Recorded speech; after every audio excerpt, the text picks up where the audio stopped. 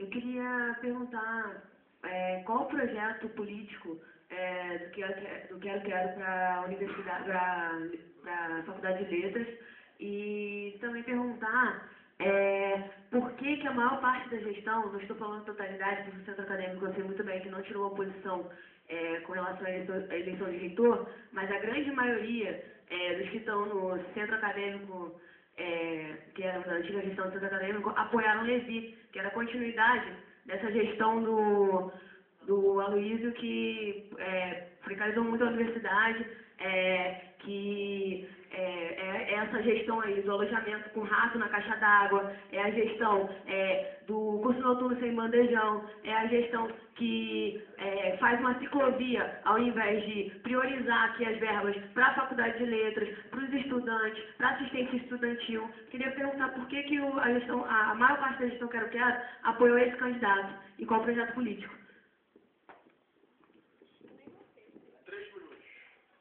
Muito simples, gente. Eu acho que a chapa tem um compromisso com a expansão da universidade. Isso ficou claro desde o início, quer dizer, o movimento Quero tem um compromisso inabalável e tem compromisso com a melhoria, com a reforma curricular, com a reestruturação. Tenho severas críticas a toda a gestão, inclusive a gestão do professor Aloysio. Agora, eu não posso ignorar que depois de 20 anos a gente abriu o bandejão. A gente abriu o bandejão na Faculdade de Letras e a gente abriu o bandejão central. Eu não posso ignorar que novos cursos foram criados. Eu não posso ignorar que o professor Aloysio reconstruiu as relações no SEG e no Consune.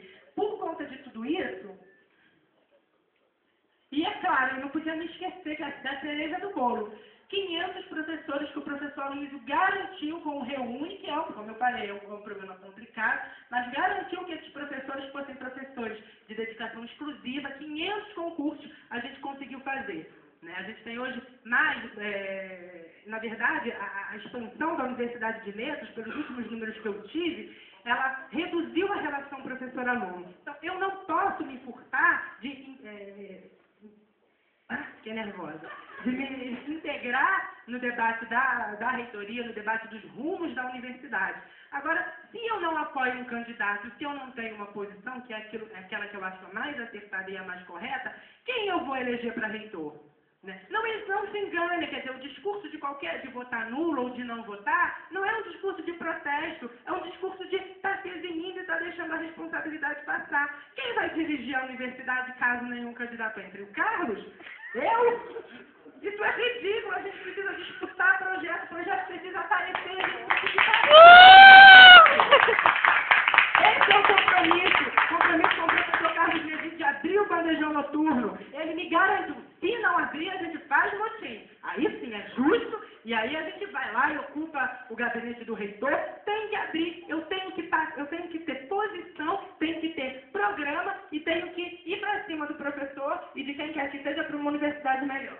Também queria até questionar, porque eles reclamam que o dinheiro não está sendo usado e tal, e fica sendo usado para obrinhas por aí, bem como essa que é feita na frente da nossa universidade.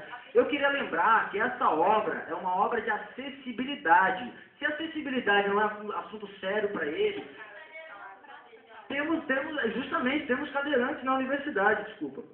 Então, se a acessibilidade dá esse acesso a pessoas que realmente precisam é pouca coisa para eles, então, meu amigo, eu sinto muito, eu não sei o que é prioridade, né? Muito obrigado. Gente, assim, colocar que a chapa do Aloysio, foi falado aqui que foi a chapa que conquistou o bandejão, desculpa, mas o bandejão foi mobilização do movimento estudantil que conquistou, não foi o Aloysio, com as mãos abertas, decidiu que ia ter um bandejão na TRJ. Se vocês estão defendendo o reitor, desculpa, eu estou defendendo aqui o movimento estudantil, que eu acho que é a força que move aqui a TRJ.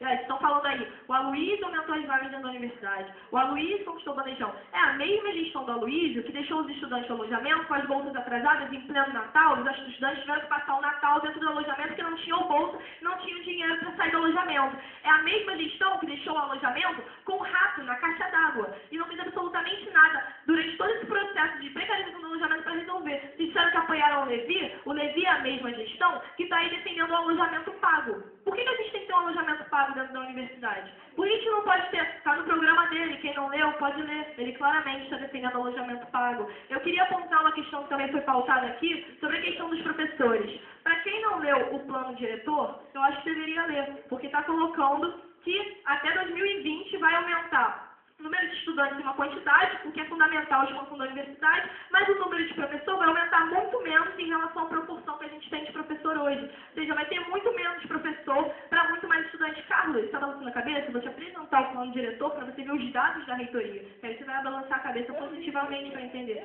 Então, eu apresento para você.